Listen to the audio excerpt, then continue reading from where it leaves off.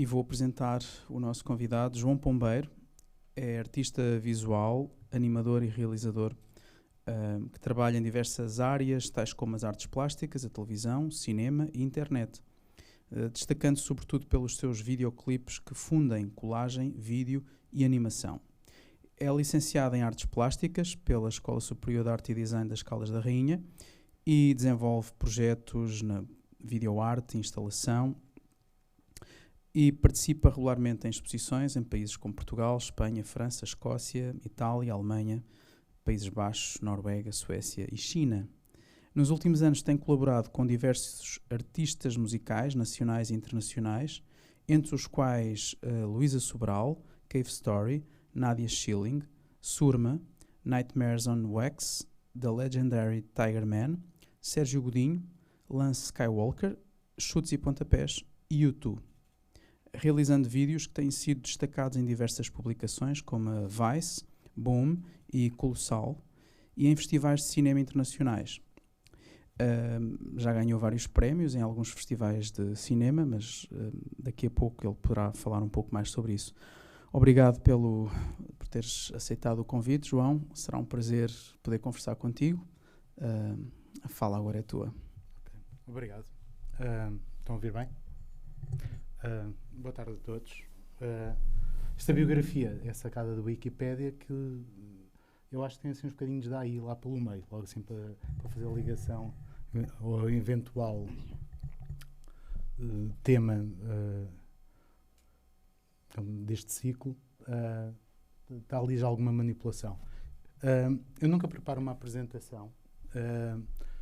Gosto de fazer isto sobretudo em escolas, gosto de poder perceber as diferentes abordagens e o tipo de questões que me podem ser colocadas, ou seja, tentar perceber como é que o meu trabalho pode ser visto, sobretudo num contexto académico, e de como é que eu posso, de alguma forma,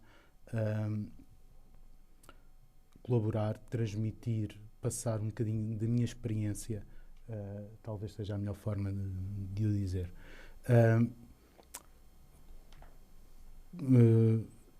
Eu acho que a melhor forma sempre de começar, porque é assim também que me apresento muitas vezes, é explicar o que é que eu sou, que é muito difícil hoje em dia uma pessoa estar a definir a sua profissão, as áreas estão cada vez mais cruzadas, mas eu em essência sou e serei sempre um artista plástico, independentemente do trabalho que estou a fazer.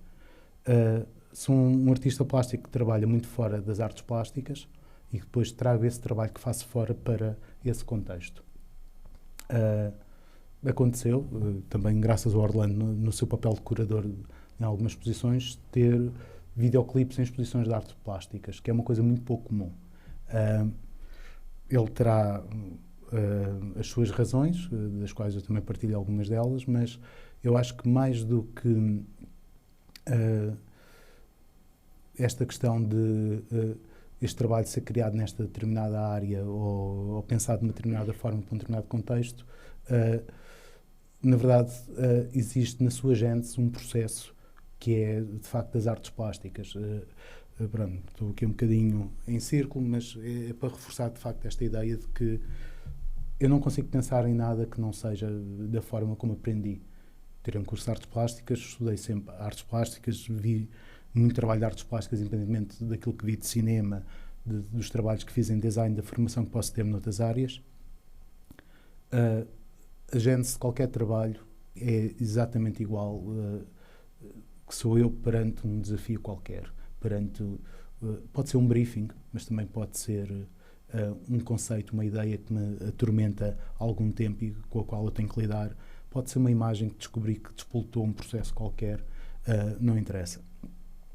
O que eu acho que é importante aqui, porque foi isso que, no fundo, quando comecei a pensar o que é que tem sido o meu percurso, tem sido sempre o elemento comum, é esse.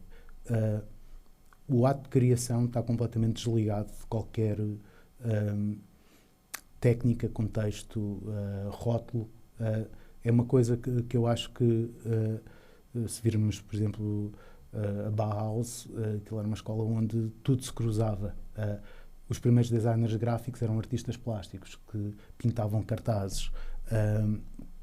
Os primeiros realizadores não eram. O meu pai é mecânico, está sempre a dizer-me uma coisa quando... okay. Pode ser assim. Põe aqui o dedo. Tenho que ir mexendo. Ok. Meu pai, que é mecânico, diz-me sempre uma coisa quando há dúvida em relação a um motor qualquer que não tem combustível e agora não é preciso fazer qualquer coisa para o motor andar. Ele usa sempre uma frase que é: o diesel, o inventor do gasóleo, não é, do diesel, não tinha o produto de diesel para o seu motor a diesel. Ele teve que pôr outra coisa. E pronto, é um paralelo um bocado estúpido, mas eu penso nisso muitas vezes, até porque cheguei a trabalhar com o meu pai em alguns verões e tive que lidar com essa questão, mas de facto é uma coisa que me ficou, esta de trabalhar com o que tenho e não com aquilo que seria ideal. Isto para começar a pensar já naquilo que será a fase seguinte do meu processo, que é, ok, penso como um artista plástico, o que é que isso significa? O que é que isso interessa aqui para o caso? Se estiver a fazer uma capa de um disco, um videoclipe ou tudo mais. Se calhar aqui o que é importante salientar será o facto de eu trabalho sempre para mim. Eu posso ter clientes, mas na verdade eu estou a usá-los, porque têm orçamentos, têm dinheiro. Se eu faço um videoclipe, eu na verdade estou a fazer um filme em que me oferecem a banda sonora e ainda me pagam para fazer o filme. Gosto sempre de pensar nesta forma mais subversiva de olhar para um projeto que possa ser mais comercial. Isto é para tentar enquadrar depois aquilo que vai ser o meu processo, que é super caótico e indefinido e nem eu o compreendo completamente ainda. Estudei artes plásticas, quem não gostava de estar a partir pedra não ia para a escultura, tinha que escolher pintura, que era outra opção, não é que eu soubesse pintar muito bem. Desenhava, mas sempre a ir mais para aquela escola do desenhar é um processo mental, não é propriamente aquela coisa das belas artes, do desenho, da representação, etc. Ou seja, ter sempre uma abordagem um bocadinho mais conceptual de construção e desconstrução de ideias, de conceitos, o que for. E fui aplicando isso então às várias áreas em que fui trabalhando. Tive também sempre um interesse, daí se calhar a história do mecânico e do motor, na tecnologia, na forma de como é que as coisas funcionam, como é que elas trabalham em conjunto, numa perspectiva muito low-fi, low-cost, ou seja, ter uma câmara há 20 anos atrás era uma coisa muito difícil, e era uma câmara de vídeo muito má, mas queria filmar, queria fazer cinema, queria editar, ter um computador para editar, tirar fotografias, ainda não era em digital, ou seja, como é que se podia aceder a essas coisas no modo lo-fi. Então, o que eu percebi é que eu podia tentar compensar essa falta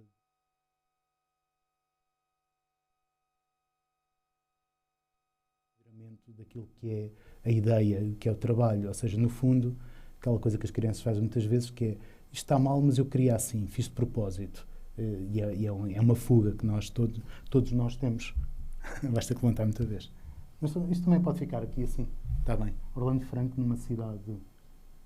Isto é o quê? Não faço ideia. É o Dubai este. Pouca bateria, sim.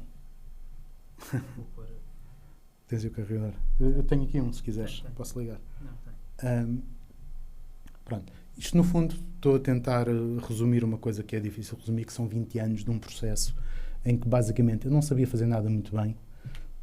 Tinha interesse pela tecnologia, como as coisas funcionavam, mas era, sobretudo, autodidata. Não estudei cinema, não estudei design, mas tinha amigos que moravam comigo quando eu estava a estudar artes plásticas, que tinham o seu computador e que faziam umas coisas, e quando eles saíam à noite eu ia mexer no computador deles e experimentar o Photoshop e ver como é que aquilo era, e percebi que desenvolvi um complexo de autodidata, que eu gosto de definir como alguém que acha que nunca é suficientemente bom, que nunca sabe o suficiente para fazer as coisas a sério e de forma profissional.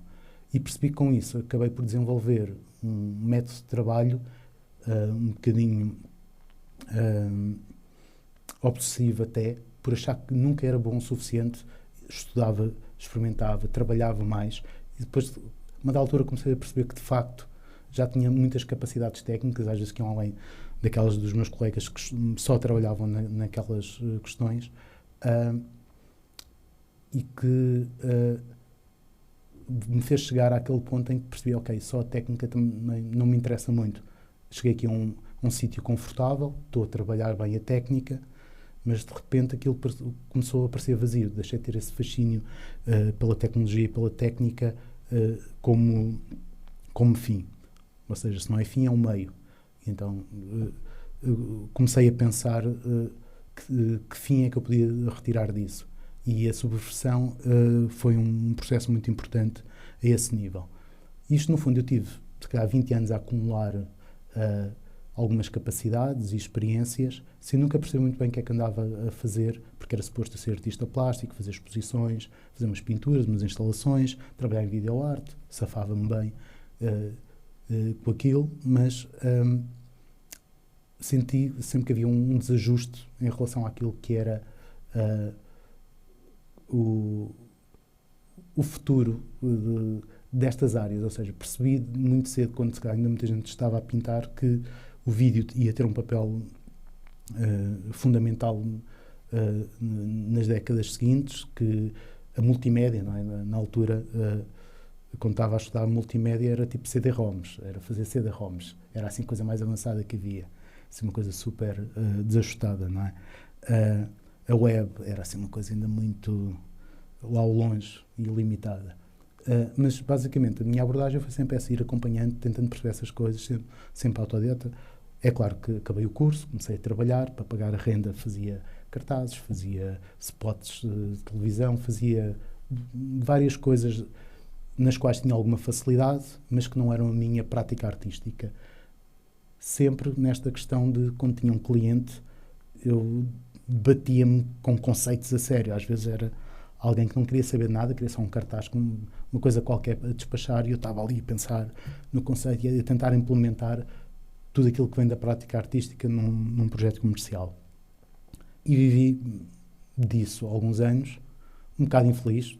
Em paralelo estava sempre a trabalhar em artes plásticas, fazer exposições de pintura, desenho, coisas assim, mas sempre a sentir que existiam estes dois mundos que não estava a conseguir cruzar e conjugar. Até que houve uma altura que desisti completamente das artes plásticas, pensei, ok, isto não está a funcionar, este modelo para mim não está a fazer sentido nenhum, e decidi ir atrás do trabalho criativo que existiam nas áreas que tinham alguma tecnologia. Foi aí que dei assim, uns saltos também muito grandes em termos de capacidade e tipo de trabalho que comecei a fazer. Tive a sorte, quando a MTV Portugal abriu, estive a trabalhar nos spots que depois foram rejeitados, foram transmitidos para aí durante uma semana e depois trocaram-nos. Mas de repente pensei, eu de facto, independentemente de tudo o que vi em termos de cinema, documentários, coisas relacionadas com artes plásticas ou filosofia ou o que fosse, tinha assim um lado de cultura pop que sempre me interessou muito. Eu cresci a ver a MTV. Eu ouvia música gravando cassetes VHS porque não tinha dinheiro para comprar discos. Comecei a perceber que uma coisa que geralmente era muito rejeitada dentro de um circuito mais artístico, que era cultura popular, estava-me a entusiasmar. E o design tinha mais ou menos a capacidade de fazer essa ponte. Comecei a pensar, por exemplo, todos os discos que eu gostava na adolescência nos anos 90, todas as capas eram feitas por artistas incríveis que se tornaram realizadores, grandes designers gráficos, o que fosse. E comecei a perceber que, de facto, havia ali um espaço onde podia trabalhar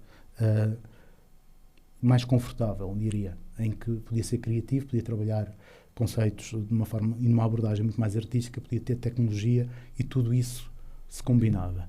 Pronto, estou a estender um bocadinho esta introdução, mas na verdade estou a pensar nisto mais a fundo enquanto falo. Mas no fundo, para perceber que, a uma dada altura, estou, dando agora assim um salto temporal, estou a aparecer no telejornal porque sou português que fez um vídeo para os YouTube. E de repente aquilo estava a acontecer e eu a pensar, de facto, o que é que aconteceu aqui no meu percurso, que volta é que foi esta que a minha vida deu. E isso foi, lá está, o resultado deste processo todo, andar sempre à procura de tecnologia, de formas de explorar, tentar fazer trabalho criativo e artístico em áreas em que muitas vezes isso não é propriamente a prioridade. Por exemplo, trabalhar em publicidade, que também trabalhei em alguns projetos, é uma coisa horrível por isso mesmo. os clientes mandam, têm dinheiro, tudo é subvertido para pior. A ideia transforma sempre num simulacro qualquer, num restício daquilo que foi a ideia original. As coisas vão morrendo ao longo do processo. É uma coisa horrível. Não vim para aqui para fazer terapia, nem para me queixar, mas, de facto, isto no fundo foi só para tentar perceber como é que me estava a posicionar enquanto criador, enquanto alguém que estava a assistir a uma revolução em termos de acesso às tecnologias. Ou seja, se há 20 anos não tinha dinheiro para comprar uma câmara, hoje em dia, se calhar pelo mesmo valor dessa câmara, posso comprar uma câmara de cinema digital incrível e trabalhar numa abordagem mais clássica de equipa de cinema, fazer uma rodagem que é uma coisa incrível, mas eu não sei, porque eu basicamente passei estes anos todos a contornar as limitações e começo a entrar na direção que queria. Peço desculpa por estar a divagar tanto, mas neste processo todo eu aprendi a trabalhar com as minhas limitações, fossem de meios, fossem no contexto em que estava, e querer trabalhar conceitos e de forma criativa e isso ser um bocado bloqueado, como na publicidade. Isto, no fundo, foi acumulando estas experiências, estas abordagens, e dei por mim, sendo bastante teimoso e muitas vezes não estando muito preocupado com a qualidade de vida, a explorar estes processos até bem fundo, não é? Tipo, a deixar-me mergulhar a sério nestes processos, independentemente se aquilo me pagava a renda ou não. Trabalhar sempre com tecnologia limitada. Comprei um computador novo recentemente, mas aquele que eu uso para fazer tudo tem para aí 13 anos, porque percebi que era uma limitação que me ajudava imenso em termos de processo criativo. Ou seja, eu posso fazer um projeto super complexo, trabalho, por exemplo, muito com After Effects para a animação, que são projetos pesadíssimos, mas se eu tiver um computador demasiado bom, consigo fazer muitas coisas. E não tenho que estar a fazer tantas escolhas, posso fazê-las. E quando analisei o meu processo de trabalho, percebi que, de facto, eu preciso dessas limitações. Eu preciso de arranjar mecanismos, esquemas, fórmulas que contornem as limitações. Comecei a perceber que isso era a identidade e a essência do meu trabalho. Trabalho também com muitas imagens que vou encontrando, ou seja, a uma dada altura percebi que não me interessava a fotografia pela fotografia, ou o cinema só pelo cinema, ou a pintura pela pintura. Eu precisava de encontrar ali um processo qualquer que me permitisse, de uma forma simples, que não fosse muito dependente da técnica, poder criar protótipos, não é? Fazer maquetes, experimentar ideias. E comecei a fazê-lo num processo muito semelhante a um que eu tinha na minha infância, que era recortar umas coisas nas revistas e colar numa folha de papel, que era o que eu fazia quando não sabia desenhar as coisas. Ok, preciso de um carro neste desenho que estou a fazer, mas não sei desenhar muito bem um carro. Então vou recortar ali daquela revista para poder ter um carro muito bem feito. E fui transportando também esse mecanismo para este processo. Então dei por mim, primeiro, a ir a revistas, digitalizá-las, fotografá-las, a tratar as imagens, ir para o Photoshop, começar a montar umas coisas, mas no meio disto tudo sou também muito preguiçoso. Comecei a não querer ter um processo tão complexo. Então comecei a procurar imagens online, na altura com muito pouca qualidade, aprendi a tratar as imagens para poder aumentá-las mais, pintá-las e colori-las de modo a contornar as limitações da cor. Pronto, isto no fundo, resume-se a limitações tecnológicas, limitações de meios, seja a nível orçamental ou de acesso às coisas, sempre à procura de um processo onde as coisas pudessem ser construídas de uma forma não convencional. Se quiserem interromper ou fazer alguma pergunta a qualquer altura, estão à vontade. Não me deixem para aqui a divagar sozinho. Não sei se será a altura para isso. É só para, não vale a pena estar à espera que eu fale. Eu posso já entrar aqui um pouco em diálogo. Tu falaste aí do teu percurso. O humor. O tema do humor, como é que ele é importante no teu trabalho, tem sido, e como é que ele é visível? Sim. Nestes processos todos que eu estava aqui a descrever, por exemplo, de estar em pintura e não saber pintar, sentir que não desenhava de uma forma que interessasse numa escola de artes, por exemplo, durante muito tempo, achei que tinha esse problema. Dei por mim, lá está, a arranjar mecanismos, a arranjar sempre formas de fazer a coisa funcionar. E o humor foi uma ferramenta que eu usei muito. Sei lá, assim, de repente lembro-me que também terás passado por isso. No segundo ano de pintura, nós tínhamos que fazer uma natureza morta. Ainda são exercícios das belas artes que na escola onde estávamos nem faziam assim tanto sentido. E havia alguma subversão em relação a isso. Eu acho que para esse trabalho, uma vez passei num quiosque e vi um fascículo daqueles da Planeta Agostini, que era pintar por números, um bocado como o Andy Warhol fez, tinha aquelas pinturas de pintar por números, mas aquilo era a sério, era um fascículo que se comprava e eu acho que era uma jarra de flores do Van Gogh, uma natureza morta que vinha lá, trazia só 2 cores, apesar da pintura original ter mais, e foi isso que eu fiz durante as aulas de pintura e apresentei. Não tanto como uma pequena piada, não é? Ou querer ser demasiado superficivo, mas de facto a começar a pensar que havia ali uma visão, um olhar no humor que era análogo ao olhar que temos na prática artística, não é? Nós temos de estar sempre um bocadinho de fora para ver as coisas, refletir sobre elas, refleti-las em nós, projetá-las em nós e devolvê-las de novo. Acho que muitas vezes o papel da arte passa por aí, não é? Aquelas coisas, o que é a arte? Qual é o papel da arte? Mas é um processo artístico que era de facto muito análogo ao do humor. E depois trabalhei muitos anos em humor também, fazer animação. Vários exemplos disso será o Bruno Leixo, sou um dos criadores originais, trabalhei nisso tipo uns 6 ou 7 anos e lidei com muitos humoristas aí. Trabalhei com o Nuno Marco numa série de projetos, a realizar uma websérie, fiz a animação e realizei os episódios do podcast do Bruno Nogueira com o Nuno Marco e o Filipe Melo, aquele da Nespra, não sei se conhecem. Agora até fazemos espetáculos ao vivo disso. Ou seja, comecei a lidar com esse meio e comecei a perceber que, apesar de não haver grande educação artística, não havendo uma cultura, seja a nível académico, seja a nível pessoal, aquilo funcionava tudo dentro da dimensão mais popular,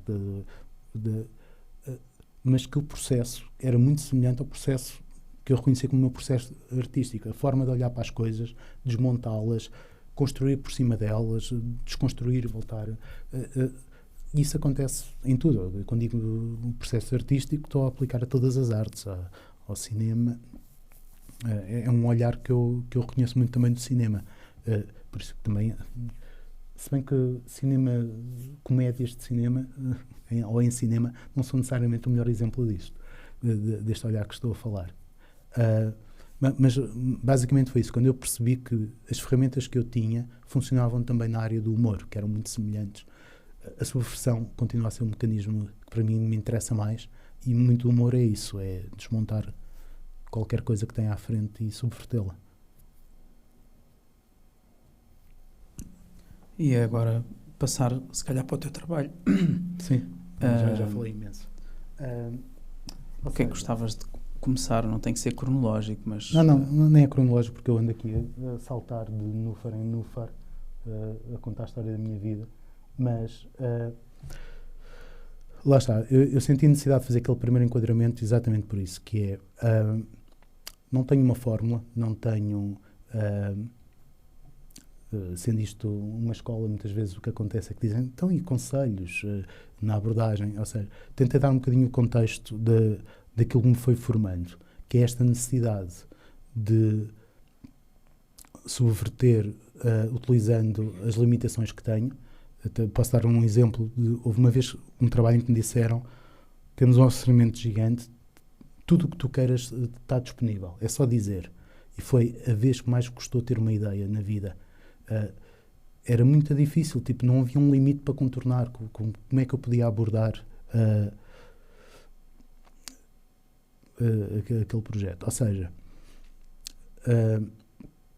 o meu trabalho vem disso, vem de limitações, vem de um computador mau, vem de uma câmara primeiro não existente, depois muito má, com péssima qualidade. Especializei-me, por exemplo, em pós-produção, porque filmava em vídeo muito mal filmado, muito mal iluminado, mas depois tinha que arranjar a maneira de dar o aspecto que eu queria que o filme tivesse. Ou seja, todas as técnicas que eu uso hoje em dia ainda vêm muito daí.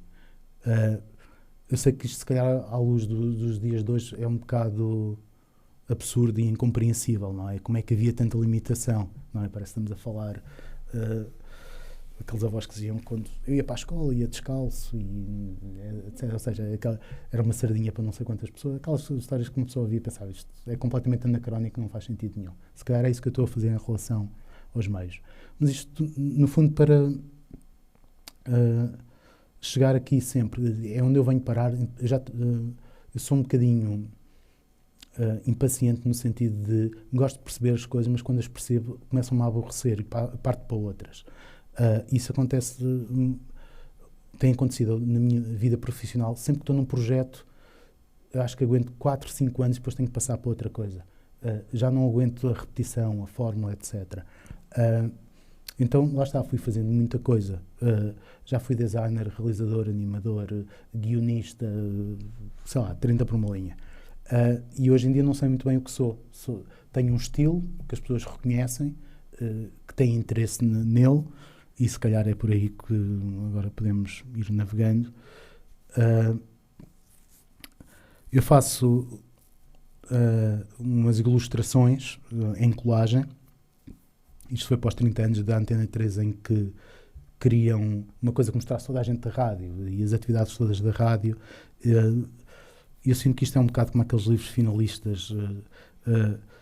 Eu sou leiria, por isso via muitas vezes as pessoas que estudavam em Coimbra apareciam ao fim de semana a tentar vender aqueles livros com caricaturas, estavam todos trajados e faziam umas caricaturas.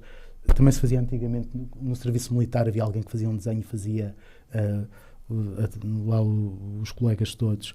E no fundo foi um bocado isso que é. Tinha que aparecer toda a gente, tinha que aparecer rúbrica. Ou seja, o que eu fiz foi umas 40 ilustrações individuais para cada programa, para cada autor, e depois fiz esta composição. Pronto, mas isto é apenas uma coisa. Isto é uma capa, e também foi um mural que foi usado num videoclipe da Ana Bacalhau acerca de evolução dos direitos das mulheres nos últimos 50 anos. Até um bocadinho mais, não é? Temos aqui alguns da Beatriz Ângelo a votar pela primeira vez, coisas do género, mas pronto.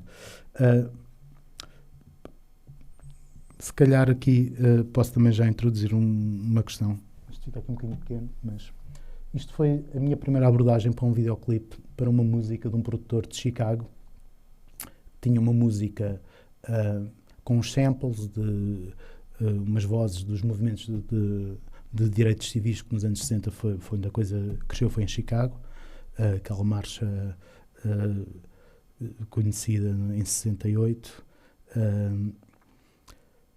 e basicamente era uma música que era sobre o espírito da cidade, uma cidade sobre a qual eu conhecia muito pouco.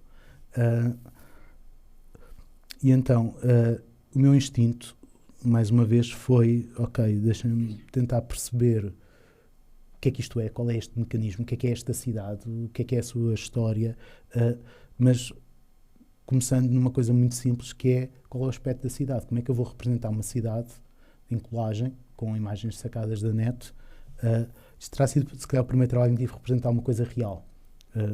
A colagem tem uma coisa que eu gosto muito, que tem uma construção espacial e temporal que podia fazer aqui uma analogia com o cinema, em que se pode moldar o tempo e o espaço, não é? E a colagem permite isso de uma maneira que eu acho que é muito semelhante àquilo que são as nossas memórias, ou seja, ou aos sonhos, mas eu gosto mais de pensar em termos de memória, que é, nós conseguimos juntar memórias de uma maneira que, se as tentássemos materializar a sério, não fariam sentido. Nós conseguimos misturar um cheiro com uma imagem, e aquilo faz todo sentido. De repente está lá a nossa infância em duas pequenas coisas que têm toda a essência. Eu acho que a colagem permite isso, permite representar da forma mais concreta possível uma coisa que não é nada concreta, que não faz sentido necessariamente em termos espaciais e em termos temporais, mas que, olhando para lá, as coisas estão de facto. E então foi a primeira vez que tive que lidar com isso, construir uma cidade assim, uma cidade gigante. É a primeira cidade moderna do mundo depois do grande incêndio em 1800 e troca o passo. Eles reconstruíram a cidade de raiz, com uma grelha. Então dei por mim a ver documentários de urbanismo sobre a cidade. Vi documentários sobre a história de violência e o crescimento dos gangues no desenvolvimento urbanístico da cidade. Por aí fora. Estive a ver o top dos edifícios mais altos da cidade, qual era a sua morada. Andei a passear, isto foi durante a pandemia, então tive muito tempo. Andei a passear no Google Street View pela cidade, conhecia as ruas. Eu, ainda hoje em dia, comecei a ver há pouco tempo aquela série The Bear, na Disney Plus, que é um cozinheiro em Chicago, e eu reconheço as ruas ainda. É muito estranho, ele está na rua, isto é aquela avenida. Ou seja, eu vivi em Chicago para ir durante um ano à distância. Este terá sido um trabalho importante a esse nível. Eu já vou voltar a falar dele, se calhar até o podemos ver, se calhar, a seguir a isto, que é, eu comecei a perceber que fazia ilustração, colagens, como se fosse documentário. Ou seja, todo o processo de documentário, de investigação, de criar relações entre elementos que são factuais, elementos que são descobertos, entrevistas, pequenas coisas que as pessoas vão dizendo em entrevistas, consegue-se construir uma narrativa, não é? Tipo, documentário é sempre ficção, não é? Então comecei a olhar também para a colagem dessa forma, de poder construir uma narrativa qualquer. Isto, ainda só para complementar, no meu processo de trabalho, hoje em dia, não terá sido sempre assim, abandonei completamente storyboards, guiões, abandonei treatments, que era uma coisa que pedem muito as editoras para um videoclipe, querem sempre um treatment, que é tudo. A produtora prepara aquilo tudo, qual é o aspecto que vai ter, qual é a história, como é que vão ser as roupas, tudo.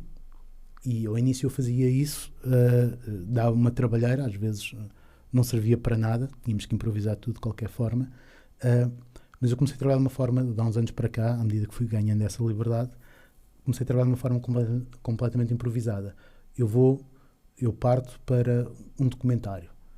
Tenho um vídeo que demora 3 meses a fazer, eu estou 1 mês e meio a fazer pesquisa de imagens, leio livros, vejo documentários, vou construindo ali um processo, ou seja, lá está.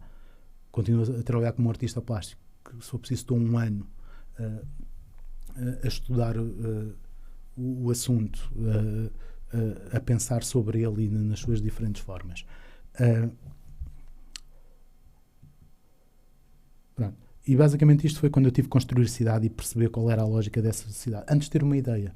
Ou seja, isto foi a primeira coisa que eu fiz quando me pediram o trabalho. Eu ouvia música, aí umas 800 vezes, isso também é uma coisa que acaba por ser importante, que é a forma como podemos viver dentro da obra que estamos a criar. De repente eu deixei de ouvir música, só ouvia aquela, passava o tempo todo a pensar sobre aquilo, só procurava imagens daquela cidade. É um processo muito obsessivo, por isso é que quando mostras coisas tipo não sei o que da Antena 3 e da Bacalhau, parecem coisas menores comparadas com este processo do vídeo. Mas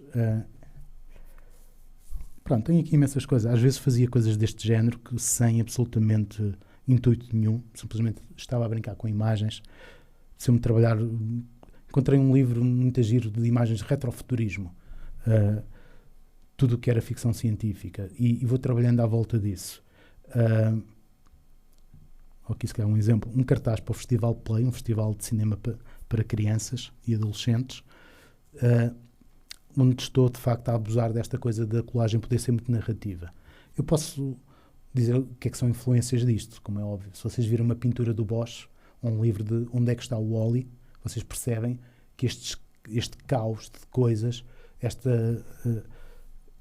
esta abordagem de juntar muita coisa no mesmo espaço e ao mesmo tempo, cria narrativas quase automaticamente, não é? Nós olhamos para isto e começamos a tentar criar relações. E é assim que muitas vezes eu trabalho também, que é, não sei o que é que estou a fazer, estou simplesmente a juntar uma coisa com a outra até aquilo começar a fazer algum sentido. Que não é muito diferente também do processo de edição de um filme, diria eu, muitas vezes. Pronto, estou a falar imenso. Vamos se calhar ver aqui uma coisa. Diz. Eu acho que estávamos todos a ouvir bem. É para ficar gravado. A parte da colagem é algo que faz manualmente? Não, tudo é digital. Tudo digital. Ok, era isso que eu queria perceber, se depois fotografava ou digitalizava. Não, mas então. Houve uma parte em que eu disse que sou um bocado preguiçoso. E tinha... Vocês já viram o tempo que demorava a digitalizar uma imagem A4 num scanner há 20 anos atrás? Horrível, dava para ir almoçar. Era péssimo, ou seja, aquilo quebrava completamente o processo. O que eu faço é, vou ao Google, tenho truques de pesquisa, tenho já sites e recursos onde sei que vou encontrar imagens um bocadinho mais interessantes. Se calhar também é uma boa altura para dizer que é normal que vocês sintam que o Google está esquisito e que não mostra nada, porque de facto aquilo está tudo modificado. Se calhar há 15 anos atrás uma pessoa escolhia imagens grandes, escrevia uma coisa e apareciam coisas fantásticas. Hoje em dia é só anúncios e stock footage cheio de marcas de água, etc. Então uma pessoa também tem que ser um bocadinho mais flexível no seu processo e tentar descobrir truques. Ou seja, mais uma vez, volto sempre à gênese de tudo, que é se eu tentar contornar um limite qualquer. Mas isto para dizer que eu comecei a trabalhar da seguinte forma em relação à colagem. Antes juntava um monte de imagens que encontrava e não sei o quê, depois ia tentar compor que aquilo fizesse sentido. Hoje em dia é tipo um puzzle, que eu não sei qual é a imagem final, mas que vou tendo peças e vou juntando. Mas da altura penso, agora ficava aqui muito bem uma coisa qualquer. Vou ao Google, encontro mais ou menos aquilo que quero, copio diretamente para o Photoshop, incluo, faz parte do processo de trabalho, estar à procura de imagens enquanto estou a criar uma colagem. E isso tem uma coisa muito gira que é montes de vezes há acidentes, que também é um trabalho, é um aspecto importante deste processo de trabalho, que é aproveitar os acidentes. Acontece montes de vezes encontrar uma imagem que não tem nada a ver com aquilo que eu quero e de repente eu penso, esta imagem é incrível, vou tentar descobrir quem é que a fez, dou por mim, já estou a ler a Wikipédia acerca daquele ilustrador norueguês que em 1800 e tal criou aquela imagem e de repente sinto necessidade de incluir aquilo no trabalho de alguma forma e isso muda completamente a direção desse trabalho, ou seja, anda também a recolher um bocadinho de lixo e vou direcionando o trabalho em função disso. Pronto, eu ia mostrar agora este vídeo de Chicago que eu tive muitos meses a trabalhar nisto, tinha montes de imagens, já tinha a cidade montada, mas ainda não tinha uma ideia que tornasse isto um filme. Eu não queria que fosse só música com umas imagens. Então decidi contar a história da cidade, arranjar uma representação espacial, neste caso, como li muito sobre o urbanismo da cidade, agora estou a ter aqui um retorno esquisito na voz. Não ficou diferente. Ok. Decidi tentar contar a história da cidade espacialmente. Ou seja, perceber, por exemplo, que os bairros mais pobres, o que eles chamam de projects, os bairros sociais, onde moram todas aquelas pessoas que são descendentes dos escravos que foram libertados depois da Guerra Mundial, foram todos para aquela zona e instalaram-se ali. E ainda hoje se sente essa divisão. Os gangues, os bairros industriais, etc. Ou seja, tentei contar a história toda da cidade através de um passeio pela cidade atual. Pronto, eu vou mostrar porque já estou a falar há imenso tempo. Vamos lá ver se esta internet está a dar.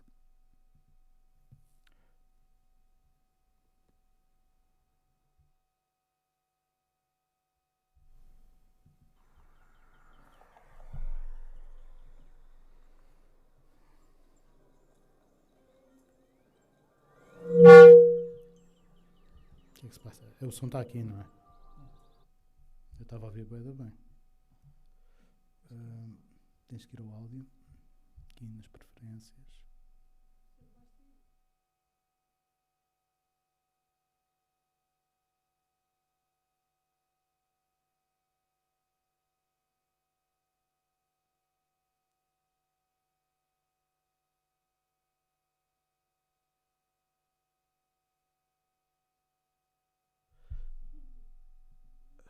E agora onde é que está? Estragaste isto tudo, Orlando. Qual era o browser? Era aqui. Sim. Já agora, que interrompemos, digo também uma coisa que é, eu recebi uma música que tinha para aí 2 minutos e eu tinha de repente material para um filme de 15. Então decidi aumentar, comecei a criar sonoplastia, ou seja, eu fiz mesmo um filme onde a música aparece como banda sonora. Pá, este primeiro minuto nem sequer existe na música, foi tudo criado de raiz. Mas lá está, começamos com os básicos.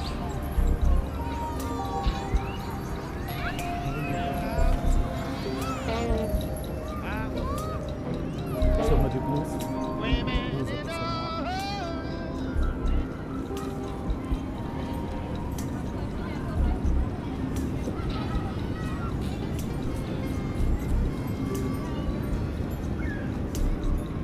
Aqui ao fundo está o alto que pode mexer bem. Esta voz é o alto que é uma gravação. O Alice apareceu lá. See, I'm from Chicago, and everybody from Chicago tends to have a complex. I learned don't never put nobody down just because they don't act like, look like what you think they should. Don't never misuse nobody because they hair ain't the right color, or their clothes ain't clean, or they ain't standing up like you. Because all of us had the same universal force down inside of us, and if you fail to see that and just see my garment, you in trouble. I learned don't never put nobody down just because they don't act like, look like what you think they should. The fire is coming from. Enough is enough. The world is a sadly dangerous place for women and girls. If we see I'll be glad when you ladies just take over the world. We men that messed it up so bad. Everything normal, we make it abnormal. Everything abnormal, we make normal. I know now that there is a universal force that controls the whole thing, call it anything you want to call it. One day it's going to balance out all of our ledgers, and it's going to be a simple question. Not how much money did you make? Was you funny? Did they like you? Were you a celebrity? Who was your mother? Who was your father? Where did you live? What school did you go to? Where did you send your kids to school? You only ask one simple question, and all of us might have to deal with it. How much service did you give to your fellow human beings? Just that simple, just that simple.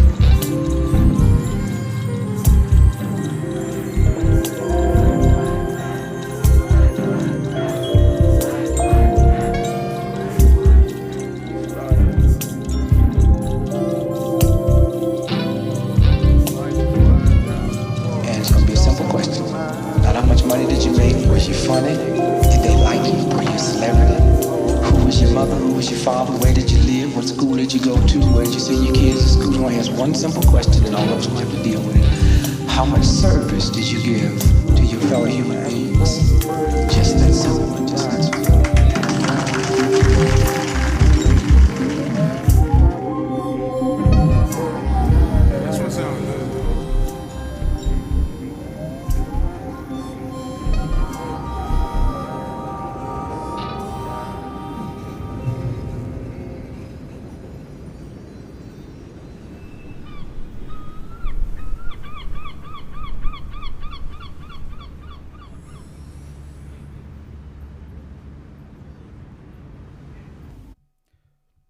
Este terá sido cá o trabalho onde fui mais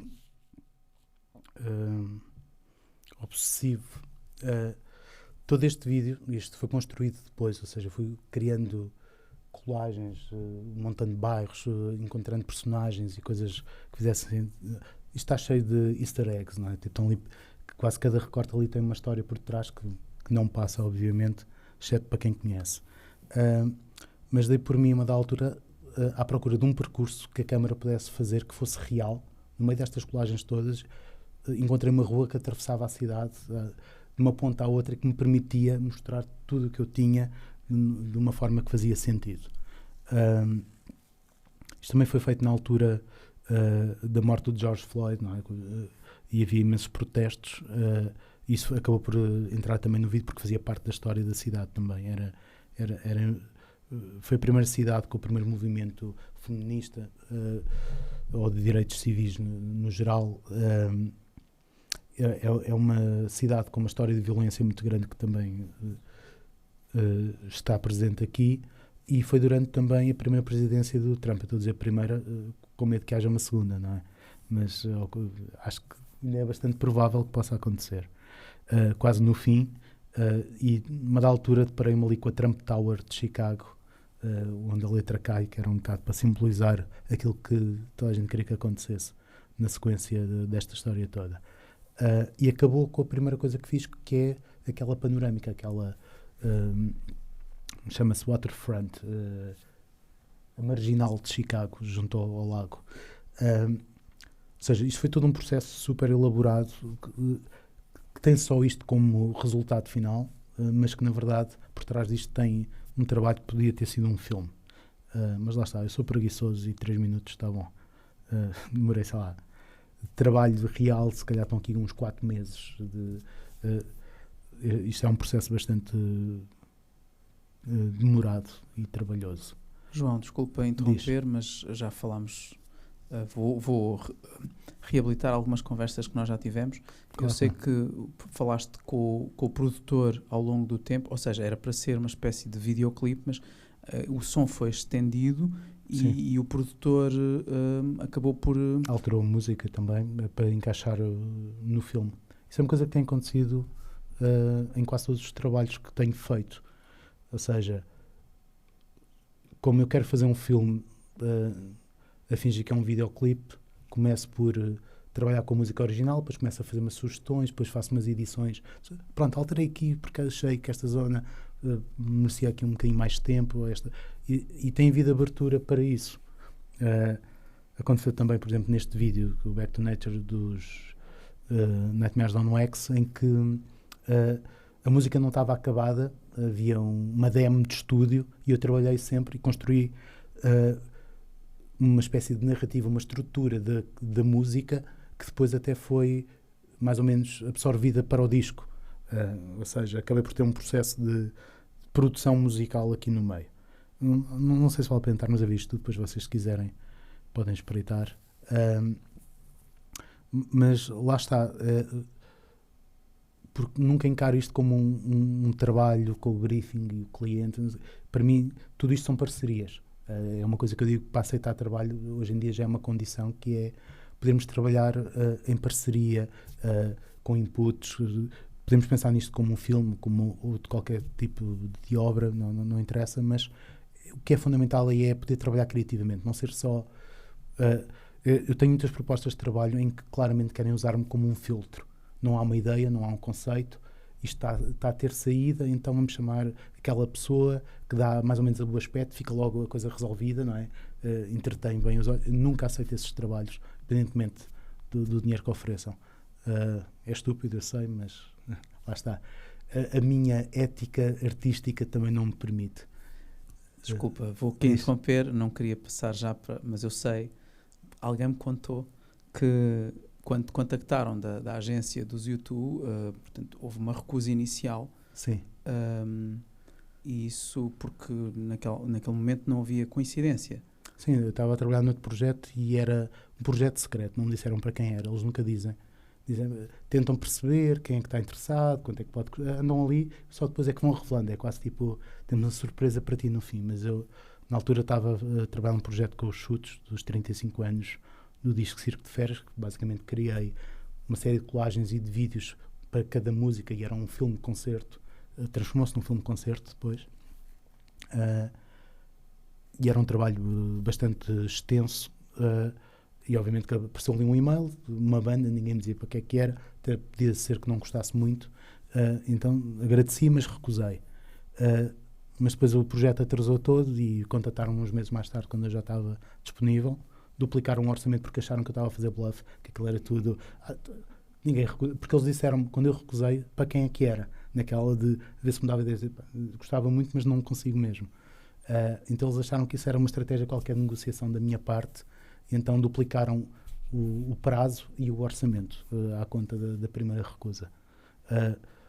Eu também dou aulas e uma coisa que acontece muito é que estar a contar quase estas anedotas do mercado de trabalho aos meus alunos, porque eles têm de facto curiosidade, ok, como é que estas coisas acontecem? Eu digo, nunca sei muito bem, mas sigo sempre em termos morais e éticos aquilo que eu acho que é correto, ou seja, não deixo que o dinheiro me corrompa demasiado, pelo menos, e afirmo um bocadinho em termos de, ok, eu trabalho desta maneira. Lá está, eu disse que não uso guiões e treatments e storyboards, e quando foi o vídeo do YouTube, foi para uma coisa que disseram, ok, pronto, então apresenta tudo, faz como toda a gente faz, todos os produtores, eu disse, eu não faço nada disso. E tiveram a inteligência de saber respeitar isso, que é uma coisa que cá em Portugal acontece muito pouco, que é, ok, se é esse o teu processo de trabalho, respeitamos, nós queremos é que o resultado seja esse. Tipo, se tu é isso que precisas para fazer a tua coisa, ok, vamos lá ver como é que corre. Desculpa avançar, não há problema, interromper novamente, mas tenho aqui uma pergunta. Pronto, estou a ver que tens aí o vídeo. Um dos primeiros vídeos que tu fizeste, ainda talvez em ambiente não anterior a esse, onde partiste de um certo de um filme do Hitchcock, o North by Northwest. Trabalho de escola, portanto. Exato. Eu acho que aqui pode ser, não sei se queres... Lá está, um bocado perguntaste pelo humor, e eu acho que fiz isto primeiro numa perspectiva super humorística, naquela tipo, seria bem estúpido agora de repente fazer não sei o quê, e é tão leviano quanto isso. Às vezes uma pessoa está a ver um filme, pensa, ou encontra uma imagem e pensa, que cena estúpida, agora vou brincar um bocado com isto, e de repente percebe que tem ali muita mais matéria. Isto é uma coisa que me acontece muito, ou seja, estou aqui a falar abordo as coisas como se fosse um comentário, vou estudar, mas sou eu à procura, simplesmente, porque eu nunca sei muito bem o que é que estou a fazer, e só depois das coisas feitas é que vou pensar o que é que elas poderão ser mais para além daquilo que me fez criá-las. Como é que isto pode ser enquadrado em vários contextos? Como é que isto pode ser lido por espectadores? E aqui é uma cena do North by Northwest que se chama Intriga Internacional em português, do Hitchcock, em que basicamente é uma cena muito conhecida do Cary Grant a fugir de um avião que o está a tentar matar, e lá está, na altura andava a brincar com o After Effects, assim, muito no início, pensar, era giro apagar o avião, será que eu consigo? E fui apagar o avião, quase como um exercício. Só depois é que comecei a ver a cena editada e sem o avião pensar, ok, isto tem muita força.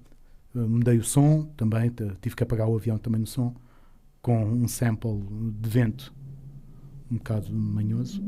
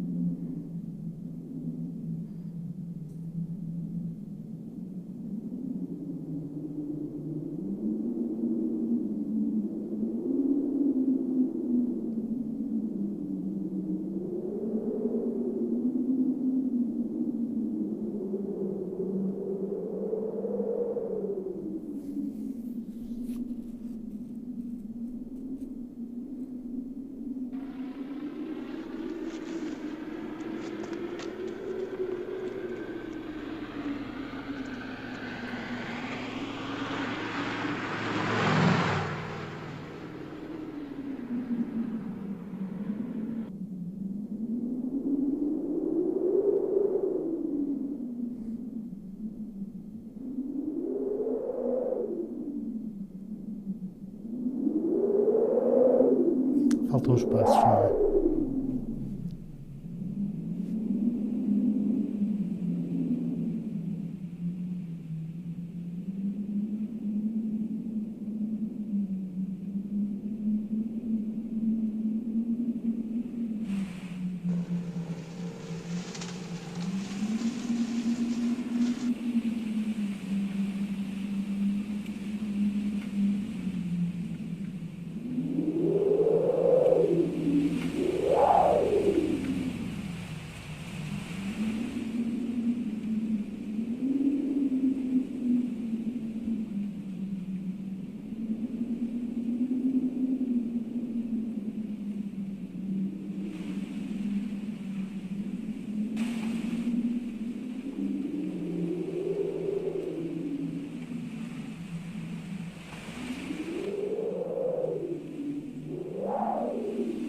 supostamente estaria em loop numa projeção.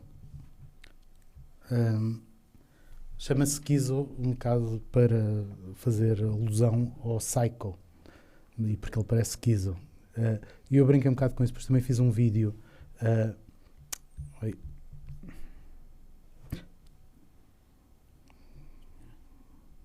Tu és daquelas pessoas que têm muitos ícones na barra.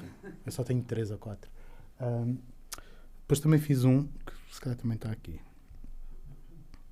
que basicamente eu estava a ver outro filme do Hitchcock. Eu tinha comprado aquelas coleções de DVD, também por fascículos, e todas as semanas tinha um novo para ver, e estava no escuro a ver o filme, e sem querer carreguei no botão de mudar o áudio para outra língua, durante um diálogo, e comecei a perceber, isto é muito giro, é assim tipo Torre de Babel, cada personagem podia falar uma língua diferente, tinha 4 personagens, tinha 4 faixas de áudio em diferentes línguas, mas isto para dizer que chamei a esse International Intrigue, que é, na verdade, o título do North by Northwest em português, Intriga Internacional, ou seja, vou brincando sempre com esses títulos.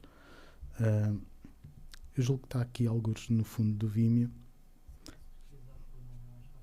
Não sei, se calhar foi daqueles que saiu por causa dos direitos de autor. Estava só a ver. Mas, por exemplo, numa daquelas aulas durante, creio eu, a pandemia, a primeira quarentena, os animadores de todo o mundo estavam a fazer coisas e havia assim aqueles movimentos que cada um fazia, uma cena colava à outra, e eu estava a dar aulas e pus os meus alunos também a participar nisso. Mas para lhes tentar mostrar como é que podia ser um projeto interessante a partir de uma imagem que era encontrada, tentar construir uma narrativa, tentar construir qualquer coisa, muito rapidamente fui a um site de imagens de domínio público e apareceu o Médico da Peste, aquele clássico com o chapéu e o bico, e eu pensei, ok, isto é giro, estamos em pandemia, isto é quase tipo uma peste negra, e então criei aqui um pequeno filme de 15 segundos, porque na altura estávamos a fazer isto para stories do Instagram.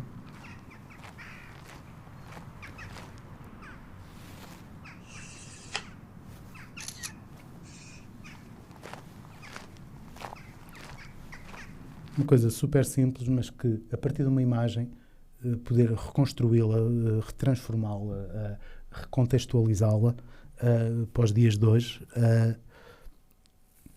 E foi de improviso, ou seja, isto não é uma coisa que eu esteja a teorizar muito, é uma coisa de brincar, é quase fazer legos, é ver como é que as coisas encaixam umas nas outras e perceber que história é que pode resultar daí. E isto pode acontecer com qualquer processo, pode ser fotografia, animação, vídeo. Eu acho que é uma coisa que é muito interessante numa escola de afirmar. Vou intervir novamente, João. Claro. Aqui a questão das artes plásticas sobre as quais tu falaste muito, eu gostava que tu pusesses o vídeo da... Sim, o Kite, da Nadia Schilling. Porque é um vídeo que eu creio introduz muito temas da pintura. Há muito uma ideia do livro, do pop-up, do livro túnel, que é sempre uma ilusão incrível. Nós pegamos num livro e de repente ele é tridimensional. Apesar de estarmos a falar aqui da bidimensionalidade, há uma perspectiva tridimensional e tem um pouco a ver também com uma ideia da teleobjetiva, por exemplo, quando coloca os planos muito em lógica de sobreposição, e neste vídeo há essa construção idílica de paisagens absolutamente indescritíveis e que se vão desdobrando momento após momento, e tem um pouco a ver também com esse fascínio da pintura de paisagem, que é uma coisa que faz parte da nossa cultura visual.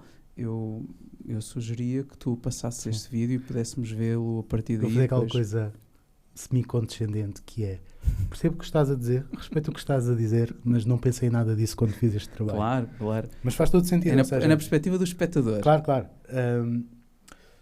Isto é a partir de uma música que também é muito próxima.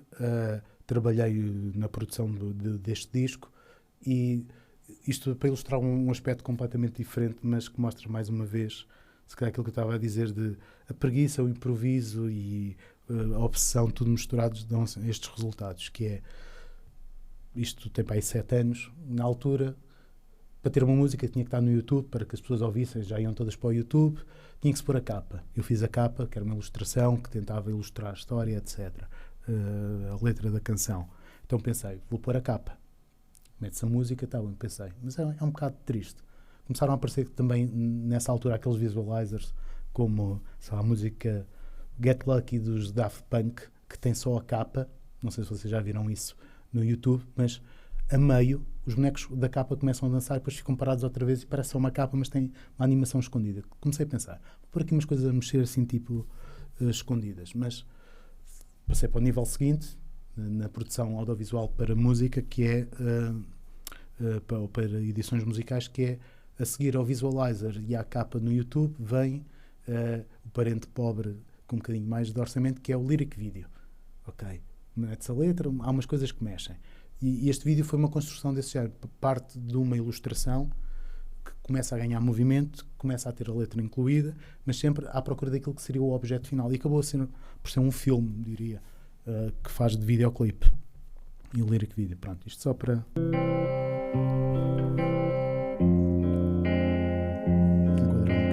um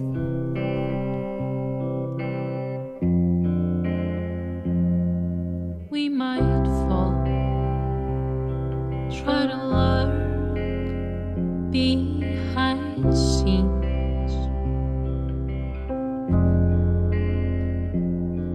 We might sour with all that's coming in.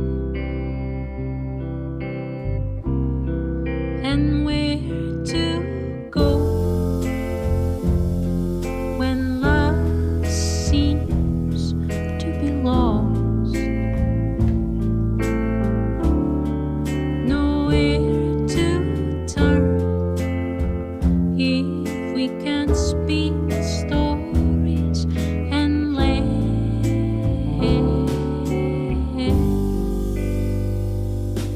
could our ways be some new kind of bizarre?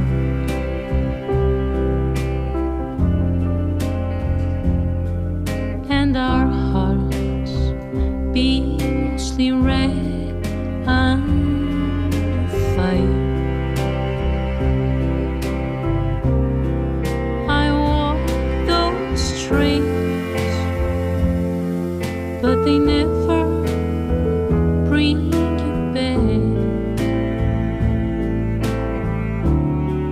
Keep changing rims where you don't take any part. I'm losing faith, but I will run to you tonight.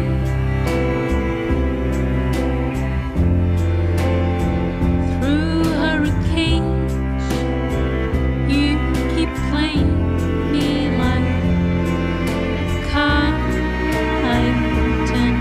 I don't know how to keep you by my side.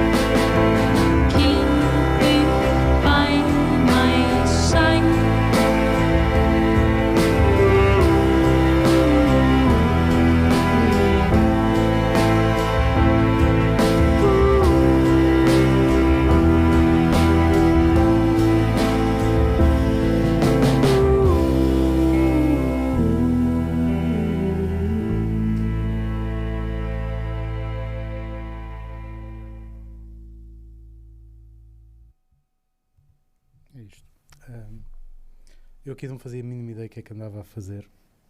Mesmo em termos técnicos, isto foi uma aventura para aí de 6 meses, num computador que não aguentava.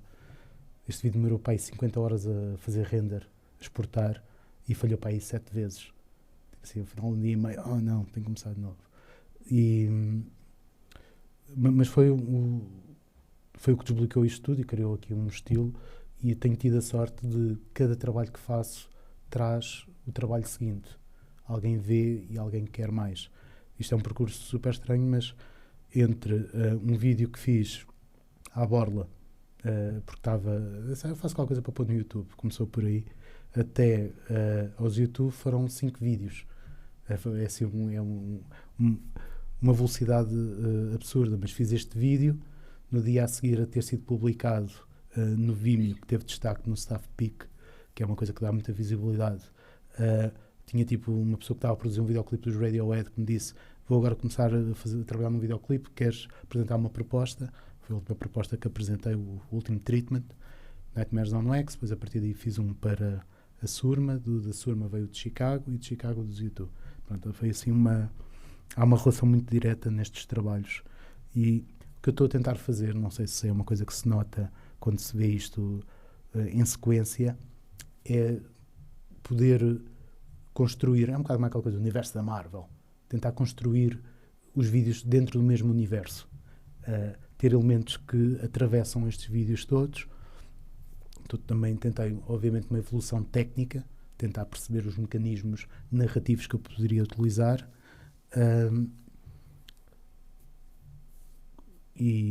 mas este vídeo foi fundamental para isso, que foi aquele processo, e completamente igual ao processo de pintar. Deixei-me ir levando, fui fazendo e reagindo àquilo que estava a acontecer, aos acidentes, às imagens que ia encontrando.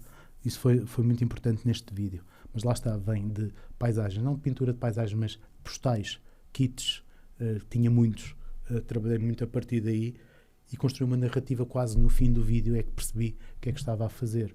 Percebi que aquela janela de comboio na verdade é um ecrã, que há aqui um paralelismo muito grande entre o que é um ecrã de cinema, a forma como se projeta memórias nos objetos e na realidade.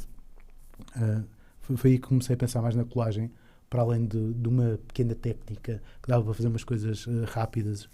Foi quando comecei a perceber que isto podia criar um mundo muito, muito particular, muito relacionado ao realismo mágico do Magritte, por exemplo. Não era surreal, não é assim uma coisa completamente desprovida de relação com a realidade, mas sim que lhe acrescenta uma magia, que lhe acrescenta uma capacidade de atravessar o tempo e o espaço que não é real, que não é material. E isto pode ser feito com muitas outras coisas, com o desenho, com a fotografia, mas acho que a colagem permite criar relações entre uma série de coisas que as outras técnicas não permitem tão facilmente, diria. Tipo, esta coisa de contrapor, juntar, transformar numa só diferentes coisas, e isso fazer sentido para os nossos sentidos, não é? A nossa percepção, aceitar isto, não é? Há uma parte do meu trabalho que eu muitas vezes até falo assim nestas conferências, mas se acham que o meu trabalho é assim cheio de retalhos e assim coisas todas amontoadas, o meu discurso é muito mais isso. Facilmente divago e vou para outros sítios, mas o erro, o acidente é de facto uma coisa muito importante neste processo, e a colagem é o processo perfeito para isso. Nunca nada está mal. E podemos pensar no cubismo, podemos pensar numa série de movimentos e autores, criadores que trabalham a imagem, por exemplo o David Hockney, que fez aquele trabalho incrível de fotografia dos diferentes anos, é um cubismo fotográfico, não é? Eu lembro de estarmos numa aula, acho que do Fernando Poeiras, que nos mostrou um documentário sobre o Hockney e esse trabalho de fotografia dele, e no final ele estava a tentar fazer exatamente o que fazia com câmaras fotográficas, mas com câmaras de cinema. Ele queria imagem em movimento, e eu que andava a fazer umas coisas no After Effects, ele tenta fazer aquilo, que ele corre muito a mal, nunca conseguiu fazer um filme como fazia aquelas fotografias quase cubistas. Eu lembro de acabar de ver o comentário e pensar, mas eu acho que consigo. Ele falhou ali, mas tipo, não é? Estava naquela idade de achar que era o maior sempre. Mas a verdade, isso deu-me motivação para pensar como é que esta representação espacial, cubista e temporal podia trabalhar na animação e dentro do vídeo. E agora, em retrospectiva, percebo que isto tem sido um percurso muito longo, são 20 anos até chegar aqui. Mas que tem a ver com isso. Tem, sei lá, vocês se calhar são uma geração em que fará mais sentido aqueles erros do Google Street View, não é? Quando as fotografias não colam bem, e às vezes aparecem lá assim umas coisas super bizarras. Eu, às vezes até tenho assim uma pasta com algumas imagens, com alguns exemplos disso, ou aquelas ilusões de óptica que aqueles artistas de rua pintam e de repente parece que há aqui um buraco gigante no chão e os turistas tiram fotografias a fingir que estão aqui no buraco. Mas aquilo é muito agir quando se vê noutro ângulo. Outra fotografia que eu costumo ter nessa pasta, que às vezes mostro quando tem mais a ver com esse tema, é a Torre Pisa, não é? Toda a gente faz aquela fotografia clássica de estou a segurar a Torre Pisa, mas há fotografias, não facilmente encontram, que alguém tirou de fora, fazem um plano geral e de repente estão 50 turistas assim em pose Power Ranger, porque há ali um ângulo em que aquilo funciona. Mas eu descobri que é muito mais giro explorar aquele lado de desconstruir a ilusão. De repente a imagem de 50 turistas a tentar segurar a Torre Pisa que está a cair e ninguém está a conseguir, aquela imagem tem muito mais força do que o efeito pretendido por cada um deles. E é um bocado isso que eu tento trabalhar aqui também, que é construir uma realidade que faz sentido para os nossos sentidos, foi daqui que eu parti, mas que facilmente também desmonto, mas de uma maneira que consegue ser absorvida. Acho que a colagem tem essa vantagem, que é o erro não é um erro, é uma característica, é um novo ponto de vista, lá está, como no cubismo era, não é? Acho que é um aspecto muito importante deste trabalho. Peço desculpa se estou a ser muito vago e difuso, mas alguém que trabalha com 400 recortes e que o espalha de qualquer maneira não pode ter nunca um discurso muito linear. Não sei. Eu estou a dizer isto porque a última vez que fiz uma apresentação deste género, um dos feedbacks que tive foi assim, fiquei a pensar nisso quando fui para casa, disseram, ai que engraçado, o teu discurso é exatamente como o teu trabalho, assim com retalhos e coisas que às vezes parece que não encaixam. Eu, ok, pronto, eu achava que estava a fazer algum sentido, mas a verdade é que eu acho que isto é suficientemente complexo para ter muitas abordagens. Eu tento às vezes adaptar à audiência. Se estiver numa conferência sobre representação espacial, formas de aconteceu isso, tive uma vez na mala voadora, não é? No Porto, não é? E era isso, estavam lá pessoas com doutoramentos em representação espacial, de perspectiva no Renascimento, a falar com outros do ciberespaço, não sei o quê, de repente fui apanhá-lo no meio daquilo, ok, tenho que falar sobre a relação espacial. Então comecei a pensar no trabalho nessa perspectiva que nunca tinha pensado. E vou adaptando sempre a isso. Se eu tiver uma audiência em que se fala mais de música, estou falando mais da indústria e do meio, de como é que a coisa... porque lá está, eu sou uma pessoa que anda ali um bocado, como esta câmara neste vídeo, anda ali um bocado a voar e a passar por aquelas coisas todas, é um bocado a minha postura. Por isso, João, expressão, estamos a pouco tempo de passarmos às perguntas e respostas, não sei se... podem acontecer agora, se quiserem. Não te queria cortar. Não estás a cortar, pelo contrário. Estás a orientar isto muito bem. O João pediu-me para fazer isto. Sim. Perguntas? Na realidade não é uma pergunta, é mais um comentário que ao ver o seu trabalho lembrou-me muito o jazz e tudo acontece ao mesmo tempo, mas tudo corre muito bem e nada faz sentido sem ter outra coisa a acompanhar e fez-me muito lembrar o jazz e todo esse movimento do improviso. Sim, se calhar é exatamente por isso. O meu trabalho é completamente improvisado. Sei que estou na escala de mim e pouco mais. E tenho que aterrar, não é? E mesmo quando há um erro, já trabalhei com muitos músicos de jazz e um truque que eu topei que eles faziam muitas vezes, isto é mais ou menos conhecido, que é quando dão uma nota errada, repetem um erro mais 2 ou 3 vezes para parecer propositado. E de facto, eu estou sempre a fazer isso. Isto é sempre tudo um bluff. É tudo... são tudo mecanismos, de facto, de construção menos lineares, menos académicos, menos uma série de coisas, não é? Ou seja, o que eu tenho notado mesmo a dar aulas é que todos estes processos têm vindo a ser cada vez mais formatados. E se calhar vocês, sendo de uma geração que tem acesso a 300 mil coisas, que também tive que já fazer esse exercício, o que é ser vocês nesta altura, não é? É que no nosso tempo nós tínhamos um livro a cada 5 meses e vimos um filme novo por ano. Então as coisas eram absorvidas muito lentamente.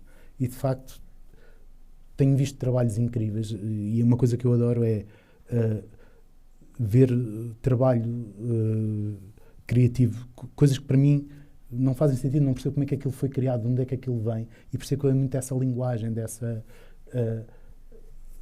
acesso a tudo o que há agora. Tipo, os realizadores mais novos que eu acho incríveis têm todos uma abordagem em que desconstroem completamente aquilo que para mim era um bocado a estrutura clássica de pensar um projeto, de ter uma ideia. As coisas fluem de uma maneira que eu acho muito impressionante. Mas se calhar tem a ver com isso, é uma espécie de jazz, seja na forma como se vai construindo as coisas, seja na forma como se lida com todos estes inputs, com todas estas opções, não é? Se eu tinha câmaras a menos, vocês devem ter câmaras a mais. Deve ser horrível. Ou seja, tem que encontrar aí uma estrutura, não é? Há tantos tutoriais por onde é que uma pessoa se vira, não é? E é por aí que se vai. Ou seja, eu acho que há aqui uma série de questões que mesmo o pensamento académico não terá ainda acompanhado completamente. Ou seja, ainda estamos a tentar perceber o que é que nos está a acontecer, não é? Se formos para aquelas coisas do AI e das redes sociais e do controle que é feita dos nossos feeds, fala-se muito disso, mas pensa-se isso um bocado na vida normal, não é? Que efeitos é que isso tem na vida política, o tempo de ecrã das crianças e a atenção que têm, mas acho que esse pensamento ainda não está muito explorado em termos de o que é isso na criação. E quais são as vantagens e desvantagens, não é? Tipo, acho que deve ter imensas, tanto de umas como de outras, como tudo, no fundo. Mas estou a ser tão generalista, não é? Mas tenho pensado cada vez mais nisso. Por exemplo, eu ando a fazer testes daí para tentar perceber se faz sentido adotar esse processo neste tipo de trabalhos que estou a fazer. Que eu estou a usar o Photoshop como se fosse uma tesoura, corto tudo mal. Lá está, mais uma vez, o erro assumido da forma preguiçosa. Durante 20 anos ouvi muita gente a dizer: o teu trabalho até é giro, mas está tudo muito mal recortado, tens que aprender a usar bem o Photoshop. E depois, já era o Superchrome, já tinha recortado o cabelo, que é a parte mais difícil, não é? Já sabia cortar aquilo muito bem, mas acho que é importante perceber agora como é que posso adotar essas novas tecnologias, esses novos processos. Por exemplo, uma coisa que eu percebi é que o AI generativo do Photoshop, eu não preciso ir procurar tantas imagens, mas estou-me a limitar completamente porque o software está-me a dar, a partir do seu dataset, não é? A partir da sua base de dados, está-me a dar opções e eu estou a perder aqueles passeios em que encontro coisas por acidente, coisas que têm uma textura, que têm um contexto histórico muito mais interessante e que vai transformar o meu trabalho. De repente comecei a sentir que ele faz uma espécie assim de puré de batata instantâneo, que não é nada, que não tem força. Resolve, é rápido, dá para safar, mas não é suficientemente nutritivo para quem vê. E anda à procura também agora. O meu computador está aqui com um problema qualquer que eu tenho que perceber o que é, mas até trazia aqui uns testes daí que tinha feito para mostrar. Eu nunca sei, trago coisas que tenho. Logo vejo onde é que isto vai parar, mas podia ser interessante, mas não consigo mostrar. Mas tenho estado a pensar o que é que poderá ser a evolução deste trabalho que estou a fazer a esse nível, nesta coisa da apropriação de imagens, porque aí também é isso.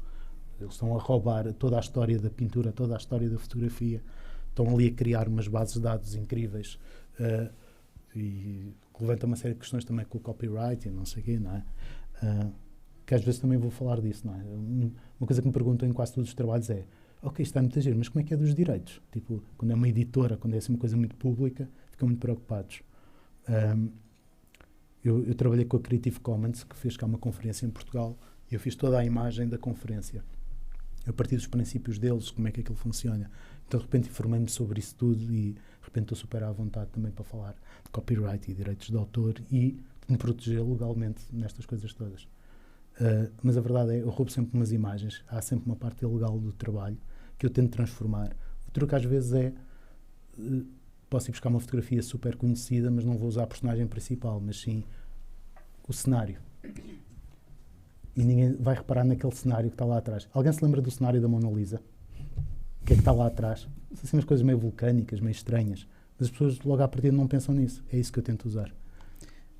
Sobre isso, eu sei que há uma imagem no clipe dos YouTube, vi uma imagem com limitações, que é a fotografia do Sugimoto, que fez parte de um álbum, e Sim. que o próprio Sugimoto deu regras muito específicas, E eu ou segui-as. limitações para o uso.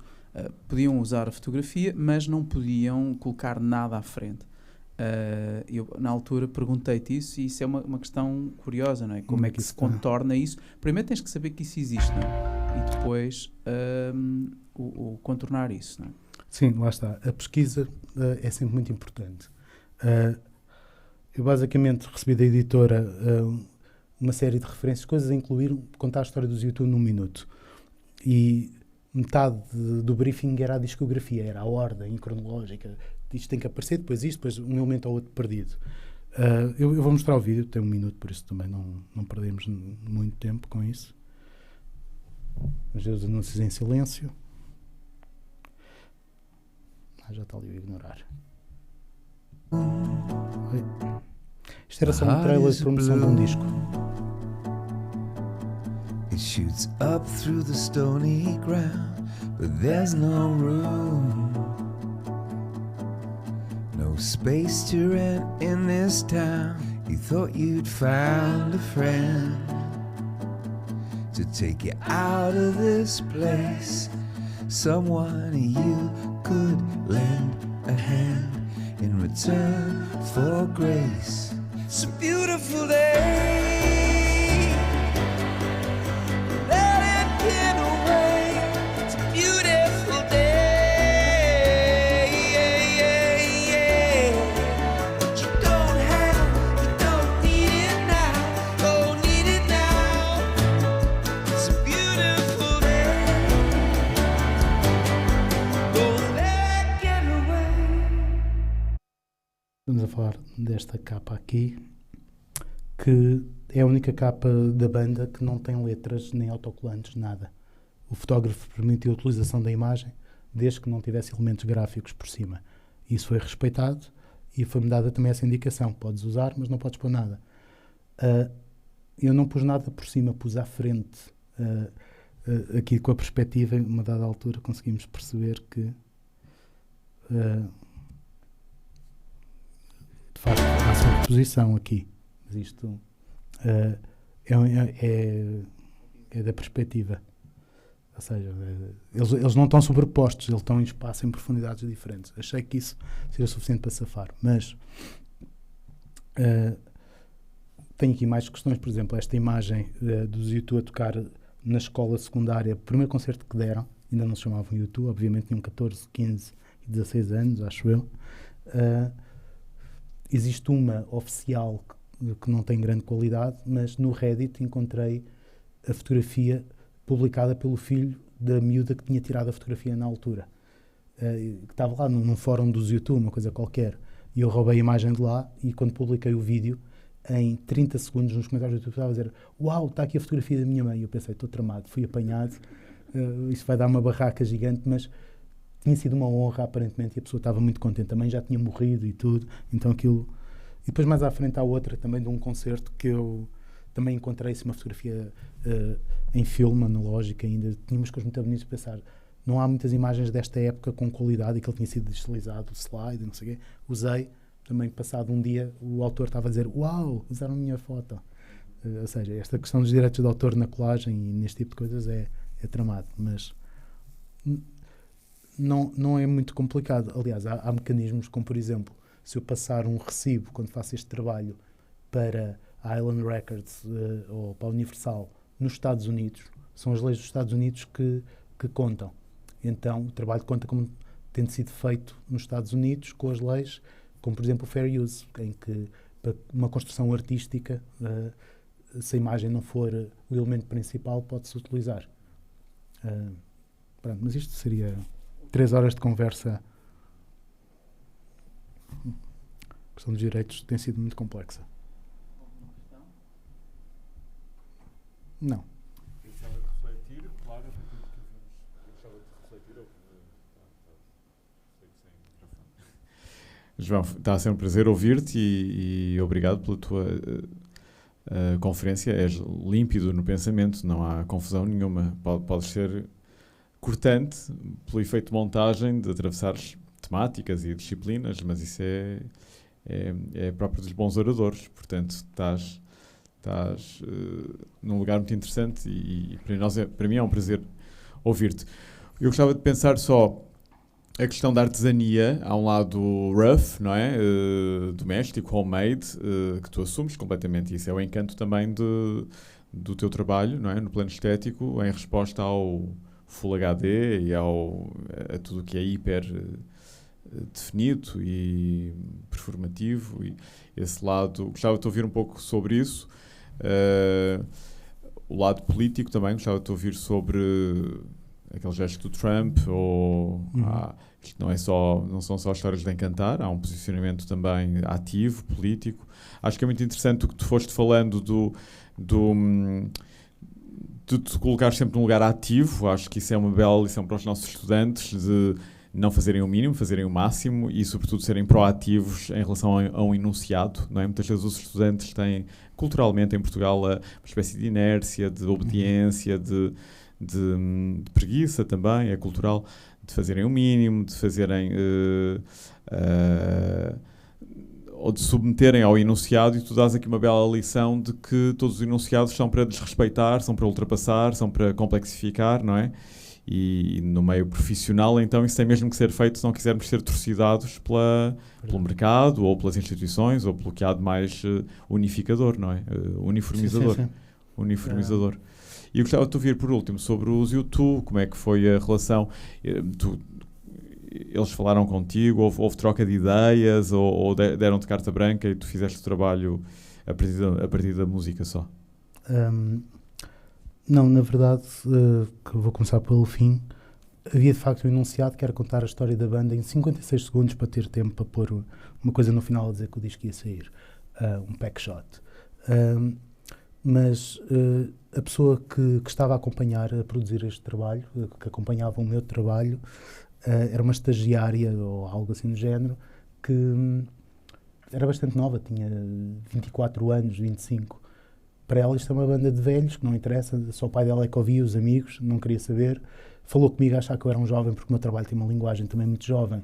E eu disse, não, eu ouvi, eu cresci a ouvir isso. Ela, mas conheces, és fã? Sim. E já tinha feito muita investigação, conheci algumas coisas, comprei a biografia do Bono, do vocalista, para, sobretudo esta parte do início, como é que a banda começou, isso não estava muito bem documentado até então. E depois deram-me um briefing, que era só assim uma lista de tópicos, assim uma coisa muito preguiçosa, que dizia assim várias coisas, tipo, Dublin, punk, porque eles quando começaram lá eram supostamente punks, ou pós-punk. Uma da altura chegava aos anos 90 ao disco pop, e há uma música que se chama Lemon, e havia um palco em forma de limão, e ela disse, tem que aparecer um limão também. Sendo aquela tipo, checkpoints preguiçosos.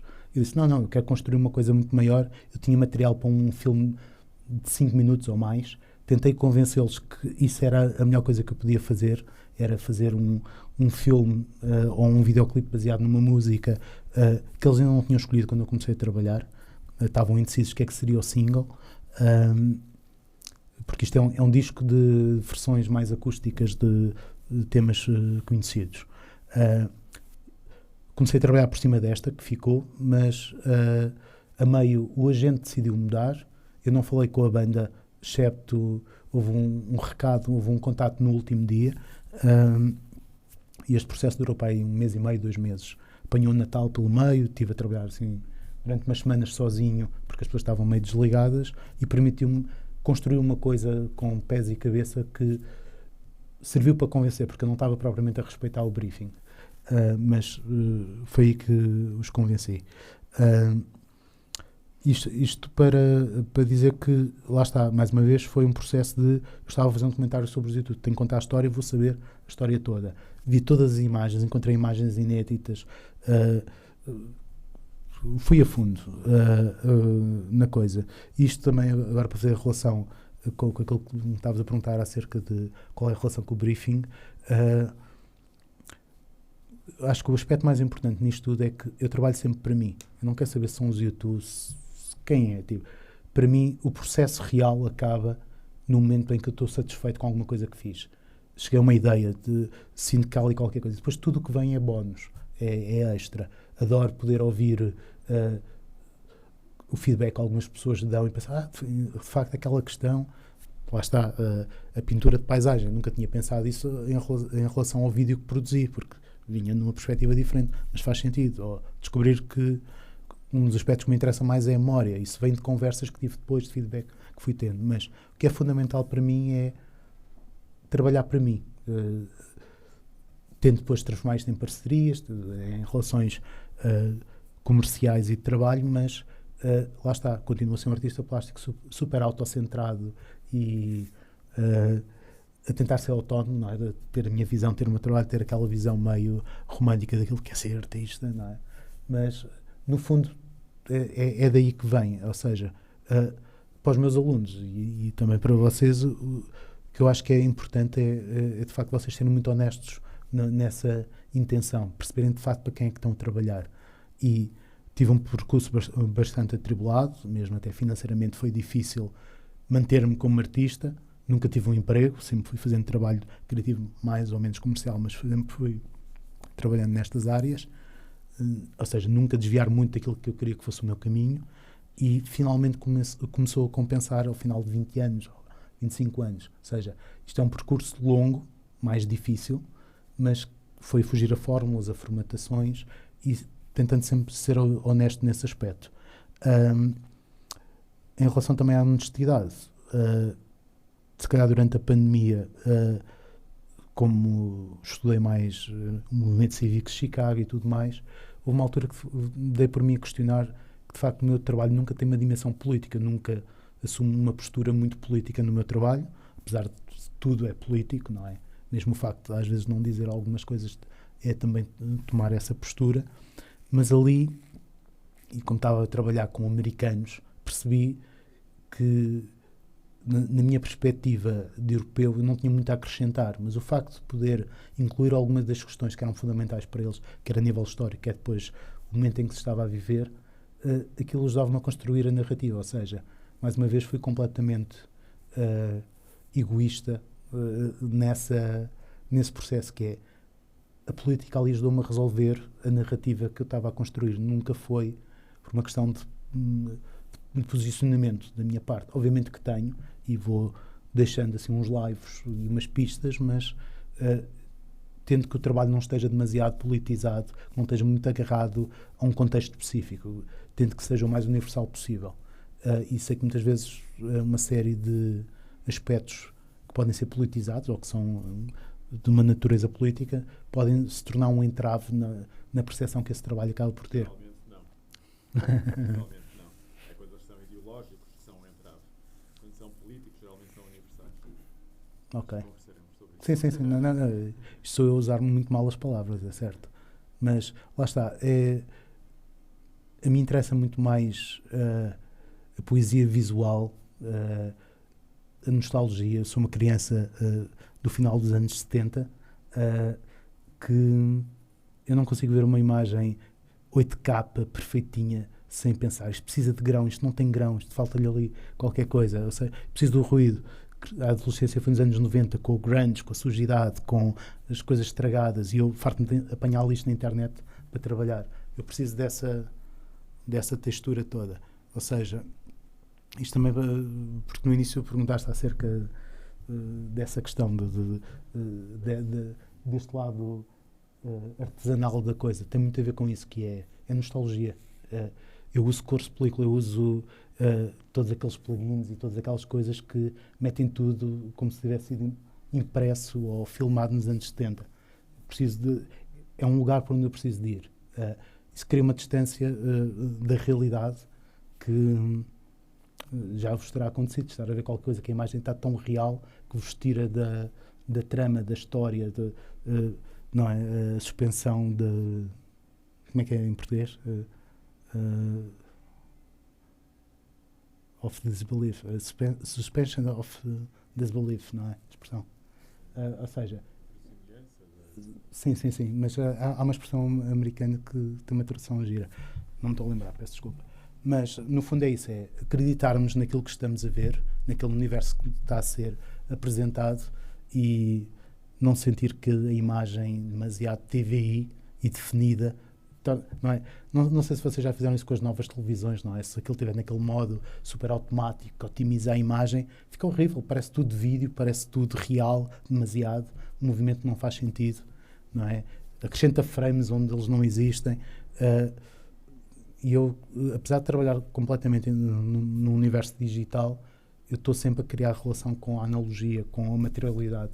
Acho que isso é muito importante, até não só em termos estéticos, é mesmo em termos de nos libertarmos dessa necessidade da perfeição. Eu cheguei a este resultado exatamente porque comecei a ignorar o correto, o desenho perfeito, a fotografia bem tirada, o filmar bem. Sobretudo, e aí entra o lado político, sobretudo mostras que não há um correto, não há um definido, sim, sim, não há um bem, não é? Tudo isso são ideias ideológicas, não é? Que fazem parte de um momento histórico e de um regime. Até mesmo, numa perspectiva até se calhar mais ligeira, a questão dos formatos, não é? Uma coisa que eu acho que é fantástica nos dias de hoje é o facto de nós crescemos com o formato que vinha substituir o anterior. Agora é muito melhor, agora vídeo, não sei, agora é HD, agora tem cores, trinitom, por aí fora. E os formatos substituíam-se sempre, constantemente. E hoje vivemos numa época em que podemos ter acesso a qualquer tecnologia, a qualquer formato, e eles convivem muito bem, não é? E poder mergulhar nessas possibilidades todas, acho que é uma coisa incrível. Por exemplo, a fotografia, sendo aqui o foco, acho que pode ganhar muito com isso, não é? Já estamos a ficar um bocadinho fartos daqueles Lightrooms todos pintados a fingir que é tudo fantástico, no próprio fotojornalismo, que é assustador, não é? A manipulação que existe a esse nível. É muito mais giro, às vezes, o grão daquele Nokia que tirava fotografias com pouca resolução, não é? Poder trabalhar isso. Eu acho que é um ponto de partida muito interessante para a criação. Ainda antes de questões conceptuais ou... lá está, aí de facto é um ato político, é essa escolha. Eu acho que é muito importante. Mas mesmo quando trabalhei em televisão, isso era uma questão. Isto não vem com a resolução, não sei o quê. Tipo, não interessa, tipo, a imagem não está boa, tipo, é fixe, aquele erro. E isso tem acontecido. Os primeiros erros que comecei a ter em vídeo DV, não é? As cassetes digitais, que faziam os dropouts, era uma coisa horrível. Aquilo, sofríamos imenso com aquilo, tínhamos que editar, retocar no Photoshop, quando não havia um frame original melhor. Hoje em dia são plugins que estão disponíveis. As pessoas têm a imagem tão boa que compram um plugin para estragar aquilo e para criar aqueles erros. O Datamost, não sei se já viram. Aqueles são erros de streaming em modo plugin. Isso eu acho que é uma vantagem muito grande na criação nos dias de hoje, é ter acesso a tantas ferramentas. Mesmo esta história do Bahia, tenho estado a pensar muito sobre isso e acho que não é assim uma coisa tão assustadora, pelo menos na parte da criação de imagem. Tudo bem, há os deepfakes e tudo mais, mas é só uma ferramenta. É como o Photoshop quando apareceu, ou a fotografia quando apareceu em relação à pintura, não é? Anunciam sempre uma grande desgraça, mas são só ferramentas. É sempre preciso uma pessoa a tomar decisões no meio daquilo. E é uma coisa que eu tento fazer sempre, é evoluir com as ferramentas também, perceber quais são as possibilidades. Não é só uma questão de eficácia, de rapidez, às vezes é mesmo só perceber até onde é que aquela ferramenta se pode usar e como é que isso pode influenciar a direção do trabalho. Não é? Toda a gente já martelou com um cabo de uma chave de fendas, não é? Subimos o escadote, o martelo ficou lá em baixo, temos... ok, consigo pôr este prego só... É um bocado a minha abordagem no processo. E há ferramentas excelentes para fazer este tipo de coisas. Não sei. Eu não tenho propriamente um propósito ou um fim para isto. Não sofro mais. Eu não sei, estou a tentar descobrir ainda. Mais alguma questão?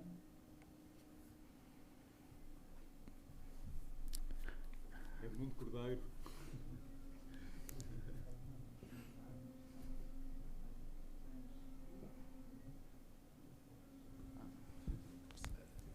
Eu gostei muito de o ouvir e gostei muito de ver as coisas que aqui foram mostradas, que não conhecia, confesso. É só uma questão, portanto, a colagem existe nas produções visuais já desde, creio eu, que desde o início do século, não é? Sim, mesmo. O Braque e depois o Picasso a plagiá-lo. Era só a questão de se trabalhou a partir de colagens materialmente, não só digitais, se fotografa colagens. Hoje em dia já não. Se joga com as duas coisas. Hoje em dia já não. Mas lá está, é de facto por preguiça e facilitismo, não é? Sou aquela pessoa que tem a estante dos CDs, mas vai ao Spotify pôr a música a tocar. Tenho preguiça de ir buscar o CD para lá tocar. Mas quero tê-lo lá mesmo. E gosto de mexer, mas estou a ouvir no Spotify. Isso de facto foi uma coisa que acelerou muito o processo, poder trabalhar num ambiente digital. E foi aí que eu descobri que os acidentes digitais também eram muito interessantes. A pesquisa do Google que me dá uns resultados que não eram os previstos. Comecei a perceber que havia muito mais matéria para trabalhar. Desculpa, o telefone está aqui. Mas comecei aí, exatamente, ou seja, tive muitos anos de colagem manual, de aprender a composição e perceber os truques e perceber as vantagens do digital, que posso duplicar, posso escalar, posso espelhar com uma facilidade. Antes tirava fotocópias e pintava-as. Era um processo complicado. Às vezes não queria estragar a imagem da revista porque era muito gira, então tinha que arranjar um duplicado. Ou fazer, e de repente com o digital dá-nos essa liberdade toda de podermos trabalhar à vontade. Não existir a hora do original, não é? Para citar o Walter Benjamin. De repente não há, não é? Tipo, ele fala de cinema como um excelente exemplo disso, que é a hora do original não interessa. E acho que a colagem tradicional, eu cheguei a fazer e a vender e a expor, etc., ganha automaticamente essa aura, não é? De repente é uma obra de arte tal e é única.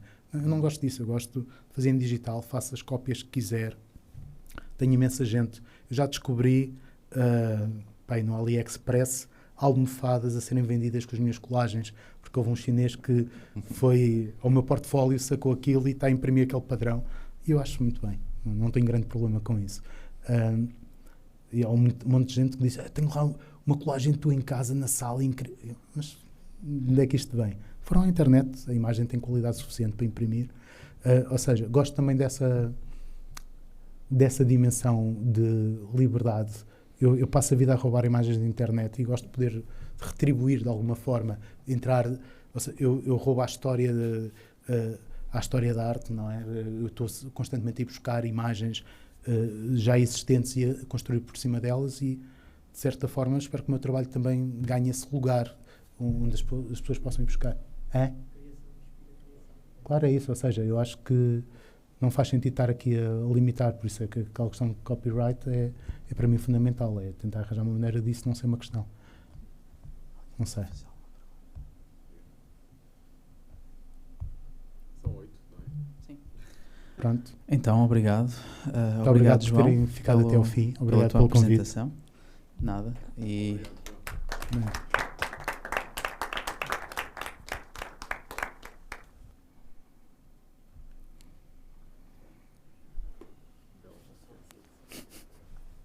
Quem puder vir na quarta-feira às 3 da tarde, temos uma bela conferência com outro grande artista português chamado Rui Sanches, um importante escultor, que inaugura na próxima...